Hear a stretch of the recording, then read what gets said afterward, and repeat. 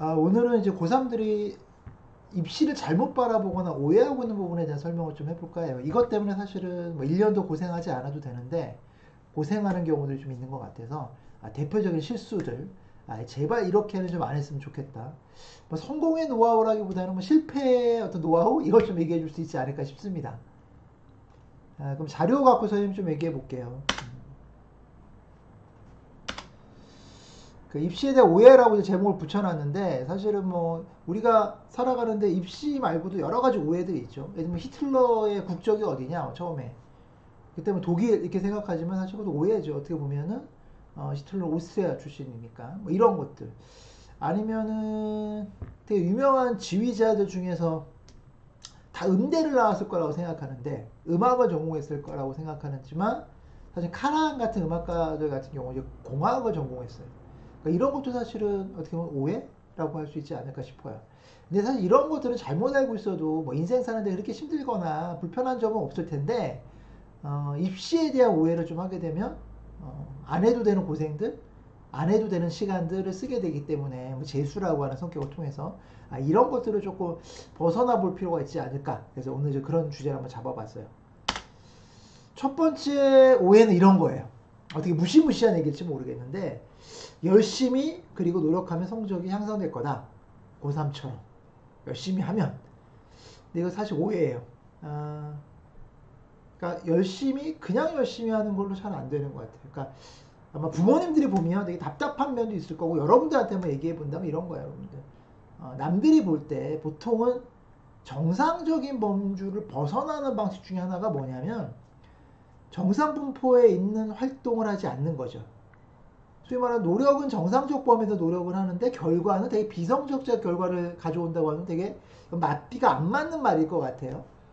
그러니까 만약에 성적 올리고 싶다고 한다면 고3이 돼서 그러면 사실 되게 비정상적으로 해야 돼요. 그러니까 남들이 야 거기까지 해야 돼? 그렇게까지 해서 대학 가야 돼?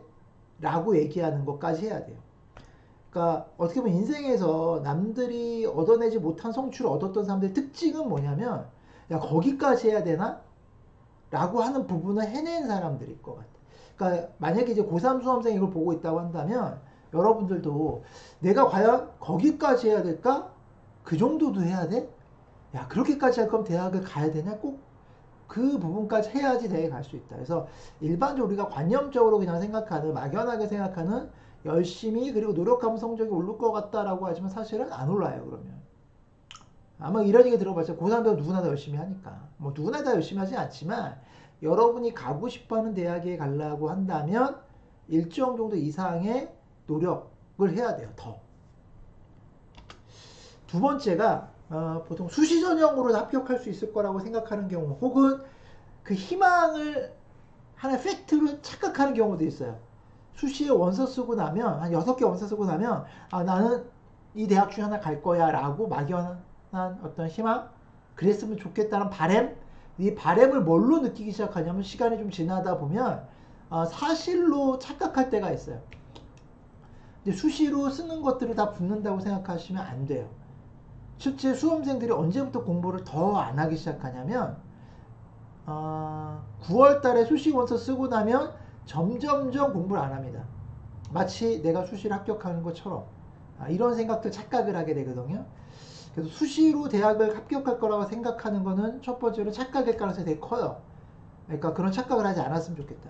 수시 인원이 많다고 생각하지만 실제 그래도 수시로 내가 다 갈 거야 라고 생각하지 않는 게 좋을 것 같아요. 본인이 원하는 대학들. 왜냐하면 다 상향을 쓸 거라고 생각하기 때문에 상향 쓰게 되면 그만큼 뽑히지 않을 가능성이 높고 그래서 소위 말하면 나는 안 될 수도 있어 라고 생각하는 게 좀 필요하지 않을까.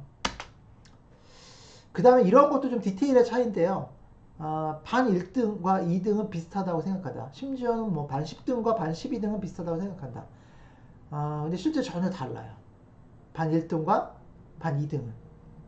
예를 들면 우리 학교에 이게 2배 차이거든요. 반이 10개가 있어요. 그럼 우리 반 1등이면 뭐 좀 1등 중에 꼴찌라고 한다면 전교 10등 정도 되겠죠. 2등이면 전교 20등이에요.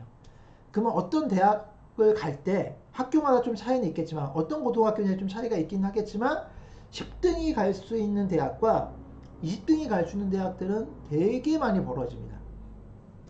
나중에 여러분들이 뭐 정시 원서를 쓰던 수시 원서를 쓰던 특히 그걸 극명하게 보여준 게 정시 원서일 텐데 정시 원서에서 나중에 대학들의 변환표점을 같이 쓰게 되면 여러분들 저 소수점까지 나와요. 합격선이. 수능 점 소수점이 아니잖아요. 근데 변환표점을 쓰게 되면 가산점 주거나 이런 걸로 또 변환서 또 들어가게 된다면 0.35점 차이 이런 걸로 당락이 갈리는 경우 선생님이 보기도 했어요.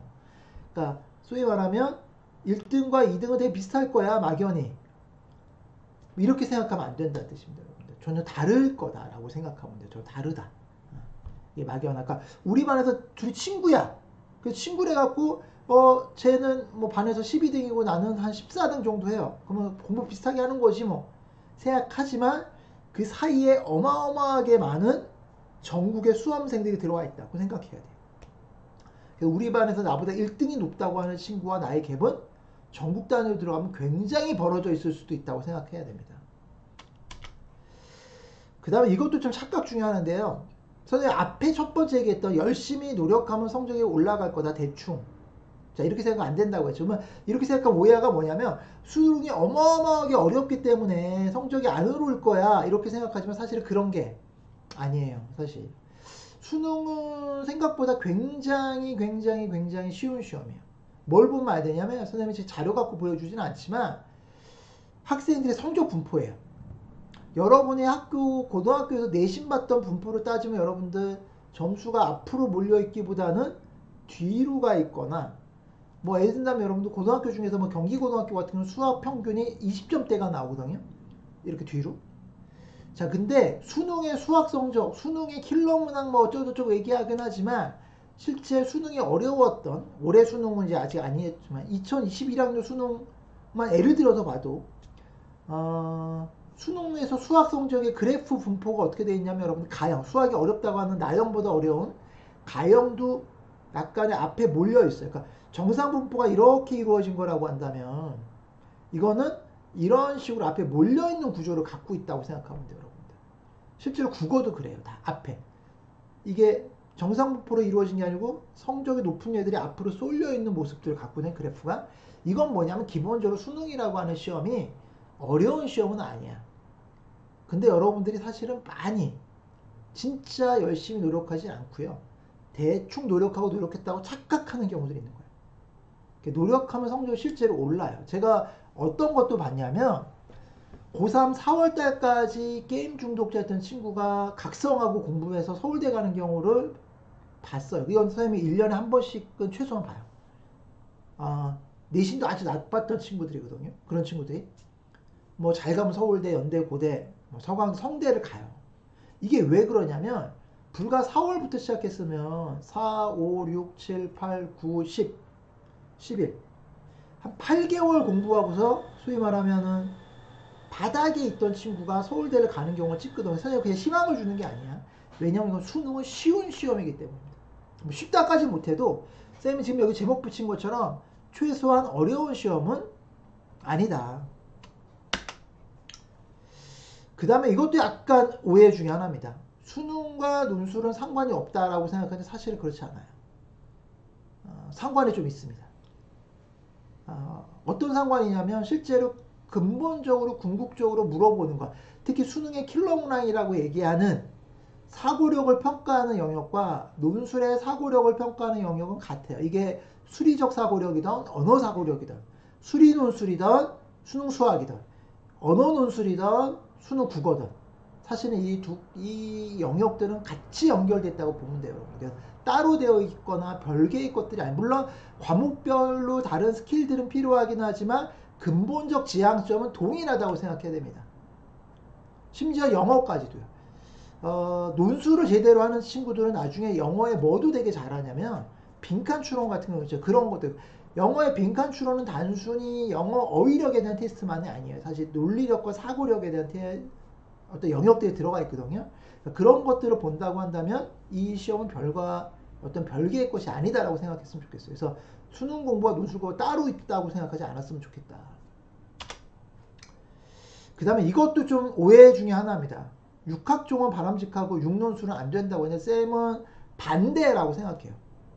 물론 뭐 육논술을 쓰는 상황이 좋지는 않을 걸 수 있어요. 그동안 내신이 다 망했다는 뜻이니까. 그런데 육학종은 되게 위험해요. 육학종으로 올킬 당하는 경우가 되게 많고요. 실제로. 그런 것뿐만 아니고 어떤 것들이냐면 육학종은 보통 학종이라고 하는 건 수능의 최저 조건이 대부분 없어요. 고대 빼놓고는 많은 학교들이 최저를 없애버렸습니다. 보통. 최저 조건이 있는 게 교과 전형하고 논술 전형인데 학종 6개 쓰게 되면 이제 이게 특히 외고나 특목고 친구들이 이런 경우 과고나 뭐 이런 친구들이 많이 이런 현상들이 생기는데 왜 그러냐면 수시로 갈 수 있다고 생각하고 육학종을 하는 순간에 수능 공부를 안 해요. 그래서 9월 때부터 아까 선생님 잠깐 그런 얘기죠. 9월 때부터 쭉 놉니다. 그냥. 이거 부모님도 잘 들으셔야 돼요. 그냥 아이들이 원서를 쓰는 순간에 최저가 없는 학교의 학종들을 쓰는 순간에 수능 공부를 할 의미성이 없어진다고 생각하고 안 해버려요. 자, 이건 어떤 문제가 되냐면 첫 번째 나중에 이 친구가 떨어지게 되면 문제가 돼요. 첫 번째 재수할 때 문제가 생깁니다. 기초가 안 돼 있어요. 수능에. 왜냐 재수생들은 학종으로 가는 게 조금 상대적으로 재학생도 어려운 부분이 좀 있기 때문에. 그다음 두 번째로 뭐냐면 자기 실력을 업그레이드해서 더 정시를 잘 갈 수 있는 가능성을 스스로 봉쇄하게 됩니다. 그 다음에 세 번째로 뭐냐면 최저 조건이 있는 학교들을 통해서 약간 이것도 대학 레벨을 올릴 수 있는 가능성을 줄여줘요. 이게 뭐 논술로 가던 최저 조건이 있는 학교로 학종이나 교과를 쓰던 그럴 가능성, 이 세 가지의 단점들 때문에 저는 사실은 6논술보다 6학종이 훨씬 더 위험하다고 생각해요.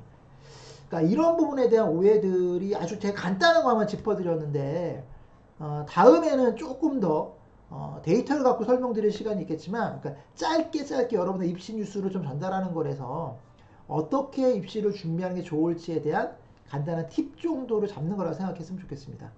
이 정도 하나 얘기를 드리고요. 마지막으로 좀 마무리 좀 해보면 그러니까 자기가 갖고 있는 독자적 관점, 입시를 바라보는 독자적 관점도 되게 좋지만 그래도 나름대로 입시 전문가들하고 그 관점을 검증받는 게 좀 필요할 것 같고요. 제가 입시를 한 20년 정도 진행해보면서 하나 느꼈던 거를 아주 간략하게 고3들이 어떤 착각을 하고 있는지 그것들의 대표적인 유형들을 좀 보여드렸다고 생각하면 될 것 같아요. 오늘은 뭐 이 정도 한번 얘기를 좀 드려보고 다음에 소위 말하는 좀 더 자세한 얘기를 갖고서 한번 얘기 좀 진행해 봤으면 좋겠습니다. 다음 시간에 좀 보도록 하죠.